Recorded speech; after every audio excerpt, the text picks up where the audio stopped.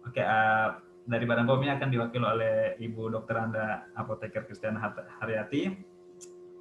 Beliau adalah bekerja di bagian sebagai Badan POM di Badan POM RI. Nah, di sini beliau merupakan alumni, jadi apoteker dan sarjana farmasinya diambil dari ITB. Kemudian beliau melanjutkan S2 di Kesehatan Masyarakat di Universitas Indonesia. Nah, beliau ini sudah berkarir di Badan POM di 2007 sudah menjadi Kasubdit penilaian produk kedua, kemudian 2010 sampai 2018 itu menjadi Kepala Subdirektorat Sertifikasi, kemudian beliau pindah ke bagian pengawasan informasi dan promosi kosmetik hingga 2020, dan mulai tahun 2020 juga sampai sekarang beliau masuk ke bagian subdirektor, menjadi Kepala Subdirektorat Registrasi Produk dan Iklan Obat Tradisional dan Suplemen Kesehatan. Ya, pada Ibu Kristiana Haryati, kami persilakan waktunya 10 menit. Terima kasih. Bapak Ibu yang saya hormati, Assalamualaikum warahmatullahi wabarakatuh. Selamat pagi. Terima kasih kepada ITB yang telah mengundang Badan POM dalam FGD tentang produk nutraceutical. Ini merupakan suatu kebahagiaan buat kami. Ternyata memang ada suatu produk yang selama ini sudah menjadi kajian dari para akademisi, namun memang nanti akan saya sampaikan secara regulasi bagaimana posisi produk nutraceutical di Indonesia. Tadi memang sudah disampaikan, saya dari ITB Pak, dulu saya muridnya Ibu Immaculata pada saat saya kuliah, dosen saya adalah Ibu Ima. Halo Bu, selamat siang. Ya, senang banget nih bisa ketemu lagi. Jadi muridnya sekarang kerja di Badan POM. Oke. Sukses selalu Bu. Iya Bu. Jadi sebentar ya. Nah, mungkin pertama kali saya sampaikan karena kami dari otoritas pemerintah, jadi kami memang mencari-cari definisi mengenai nutraceutical Pak. Jadi begitu mendapatkan surat dari ITB, kami bingung karena selama ini yang kami tahu itu hanya pangan, kemudian suplemen kesehatan, obat tradisional, sementara kalau nutraceutical memang sesuatu yang baru kami dengar di Badan POM. Namun ternyata tadi dari hasil pembicaraan, nutraceutical memang sebenarnya suatu produk yang sudah bahkan ada divisi khusus di ITB terkait nutraceutical. Nah, kami mencoba untuk mencari-cari definisi nutraceutical tersebut dari berbagai negara ataupun dari beberapa pakar. Kami melihat ke jurnal-jurnal. Nah, ini memang ternyata untuk definisi nutraceutical itu memang seperti yang disampaikan tadi, memang tidak ada definisi yang satu. Beberapa pakar menyampaikan definisi yang berbeda-beda, namun pada prinsipnya kalau kita lihat bahwa nutraceutical itu sebenarnya merupakan makanan atau bagian dari makanan yang intinya adalah berdampak pada kesehatan ataupun pada medisinal ya. Kemudian emang dari definisi tersebut bisa dilihat bahwa ada yang arahnya ke prevention maupun ke treatment. Ini adalah definisi dari para pakar, dari Bu Felis tadi juga sudah disampaikan oleh Ibu Fandi ya pada saat memaparkan mengenai nutraceutical.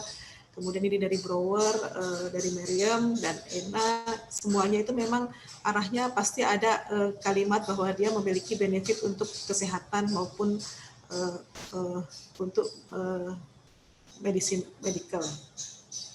Kemudian kami mencoba untuk melihat juga mengenai definisi-definisi nutraceutical di negara lain, bagaimana negara-negara itu mengatur mengenai nutraceutical. Kita melihat beberapa memang berbeda-beda Bapak Ibu sekalian. Jadi kalau untuk yang di India itu nutraceutical diatur dalam regulasi yang sama dengan pangan dan suplemen kesehatan.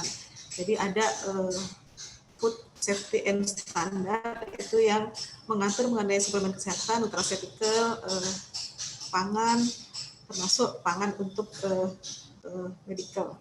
Kemudian kalau untuk di Amerika itu memang tidak ada definisi nutraceutical. Mereka hanya membagi antara obat, pangan, dan dietary suplemen. Jadi istilahnya dietary suplemen.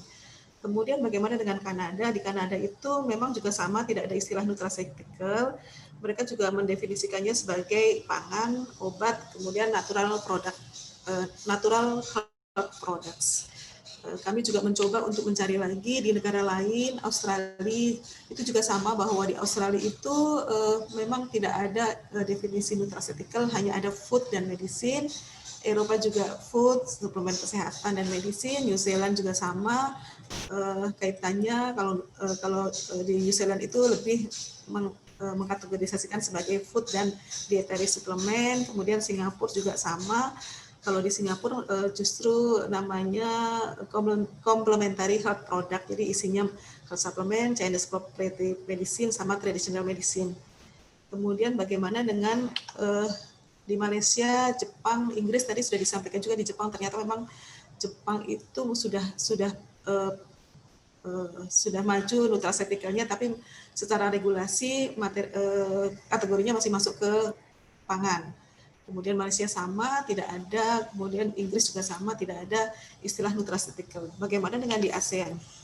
Jadi Bapak Ibu sekalian, bahwa Indonesia itu kan termasuk salah satu bagian dari ASEAN. Jadi memang di ASEAN itu memang kita mengharmonisasi beberapa regulasi dan standar. Itu intinya biar nanti bahwa produk yang beredar itu memiliki standar yang sama, mutu yang sama, sehingga kami ada tim kerja untuk produk di Badan POM itu termasuk untuk farmasi, traditional medicine, health supplement, kosmetik, dan food stuff. Nah, di sini juga di ASEAN harmonisasi ini juga tidak ada kategori khusus mengenai nutraceutical. Yang ada adalah traditional medicine dan health supplement. Kemudian saya sampaikan juga mengenai apa sih definisinya. Sebelum definisi mungkin saya sampaikan bahwa apa sih yang diatur di dalam ASEAN Guideline ini, ASEAN Framework ini. Jadi selain mengenai definisinya, kita juga mengatur mengenai negatif list-nya, kemudian bahan tambahannya, kemudian kontaminannya, bagaimana GMP-nya, cara melakukan labelisasi, kemudian pengaturan mengenai vitamin dan mineral di dalam suplemen kesehatan.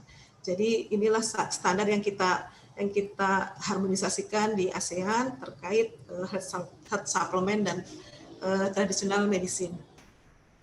Kemudian kami sampaikan juga mengenai definisi terkait traditional medicine, karena tadi disampaikan di awal oleh Pak El Fahmi. Pak El Fahmi adalah tim ahli kami ya Pak, sering kami undang ke Badan POM terkait rapat-rapat yang saintifik.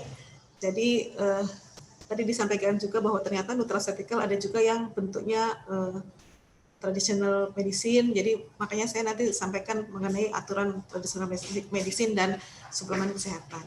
Jadi di ASEAN untuk traditional medicine itu memang aturannya adalah produk yang mengandung bahan alam seperti tanaman, hewan, kemudian mineral, tapi tidak termasuk preparat steril, vaksin, kemudian bahan-bahan dari manusia. Itu adalah definisi traditional medicine di ASEAN. Kemudian kalau untuk suplemen kesehatan, ini memang hampir mirip dengan definisi di Indonesia, bahwa untuk suplemen kesehatan itu mencakup vitamin, mineral, asam amino, fatty acid, enzim, probiotik, dan bahan lain. Tadi disampaikan oleh pemateri pendahulu bahwa nutraceutical itu bisa juga masuk enzim, probiotik, kemudian asam amino. Memang kalau dilihat dari pemateri yang terdahulu itu memang nutraceutical itu sangat luas variasinya ya, bisa di pangan, bisa ke suplemen kesehatan, bisa juga ke traditional medicine.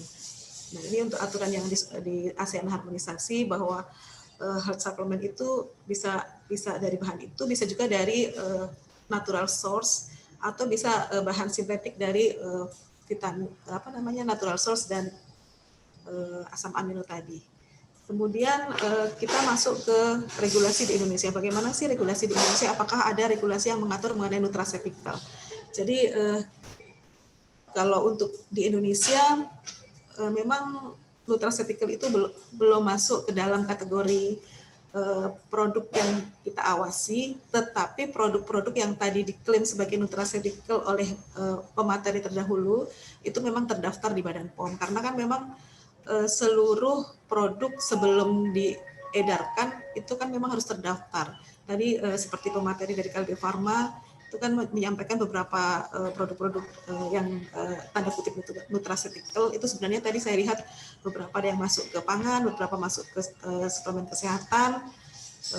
Jadi memang sebenarnya secara legal aspek produknya itu sudah dikenal oleh masyarakat, namun secara kategorisasi memang secara kategorisasi dari pemerintah itu masuknya adalah bukan sebagai nutraceutical karena berdasarkan undang-undang kesehatan yang namanya sediaan farmasi itu kan tidak mencakup nutraceutical, hanya obat tradisional, suplemen kesehatan, kosmetik itu merupakan sediaan farmasi.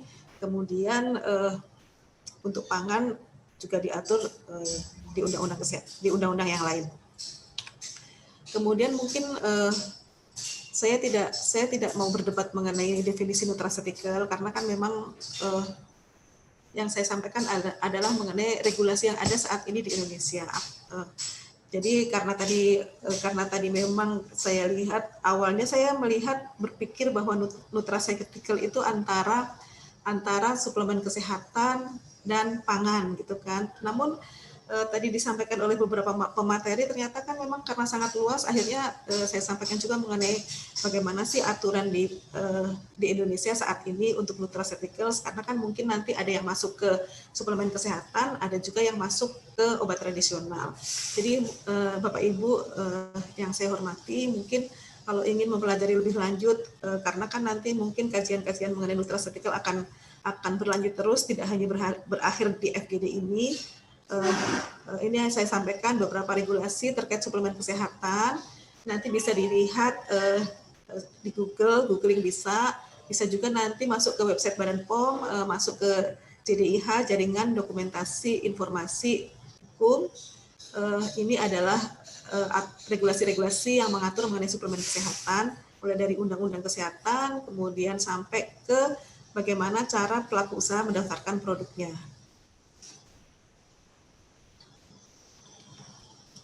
Nah, ini yang saya sampaikan Bapak Ibu, ini saya ambil dari Perka Badan POM nomor 11 tahun 2020. Jadi peraturan ini baru diterbitkan sekitar bulan Juni kemarin, masih baru.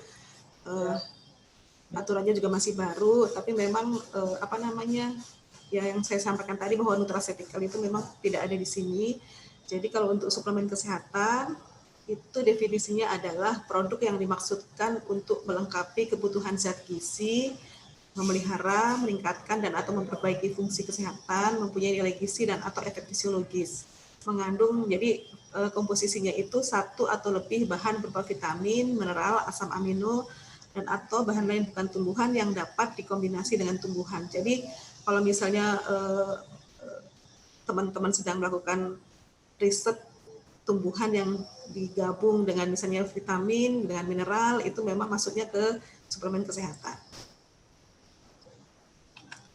Kemudian, kemudian ini untuk bahan aktifnya tadi sudah disampaikan harus mengacu pada Farmakope Indonesia. Kalau untuk vitamin, mineral, asam amino, kemudian kalau untuk tumbuhan bisa mengacu pada Farmakope herbal. Lanjut, untuk yang klaim kegunaan bisa klaim umum atau klaim fungsional. Bisa juga klaim menurunkan resiko penyakit. Tapi kalau untuk yang ini harus ada uji klinisnya kalau untuk yang terkait klaim menurunkan resiko penyakit. Dan ini mungkin nanti untuk bisa dijadikan bahan diskusi bahwa suplemen kesehatan tidak ditujukan untuk pencegahan ataupun pengobatan suatu penyakit. Ini beda dengan obat tradisional. Nah, ini untuk yang obat tradisional nanti bisa dilihat regulasinya, definisinya adalah tumbuhan, bahan hewan, bahan mineral yang digunakan secara turun-temurun dan dapat diterapkan sesuai dengan norma yang berlaku. Yang tadi disampaikan oleh Pak Elfahmi itu banyak sekali produk nutraceutical yang memang sebenarnya kalau kami kategorisasikan di Badan POM ini adalah obat tradisional. Kemudian bagaimana sih obat tradisional itu kategorisasinya? Memang kalau obat tradisional itu bisa mengklaim bahwa dia untuk pengobatan ataupun pencegahan. Jadi dari tingkatannya kita bedakan menjadi 3, jamu, obat herbal terstandar, dan fitofarmaka. Jadi kalau Bapak Ibu memiliki uji klinik terhadap klaim produk itu bisa masuk fitofarmaka, sedangkan kalau misalnya dia hanya uji praklinik, dia masuk sebagai obat herbal terstandar. Kimia Farma saya lihat, Kalbe Farma saya lihat tadi memang beberapa sudah sedang dalam proses uji klinik terhadap produk-produk fitofarmaka yang sedang diajukan. Kemudian ini mungkin Bapak Ibu tadi sudah saya sampaikan bahwa untuk bisa dijual produk harus didaftarkan. Jadi sampai saat ini mungkin produk-produk nutraceutical tanda kutip tadi sebenarnya sudah beredar di pasaran. Namun memang bajunya bermacam-macam, ada baju obat tradisional, ada baju suplemen kesehatan, ada juga yang masuk ke dalam functional food ataupun pangan biasa. Seperti yang Diva, tadi saya lihat ada Diva, itu adalah pangan. Kemudian mungkin ini kesimpulan dari saya sementara bahwa Indonesia tidak mengatur untuk produk-produk nutraceutical, yang diatur adalah suplemen kesehatan dan obat tradisional.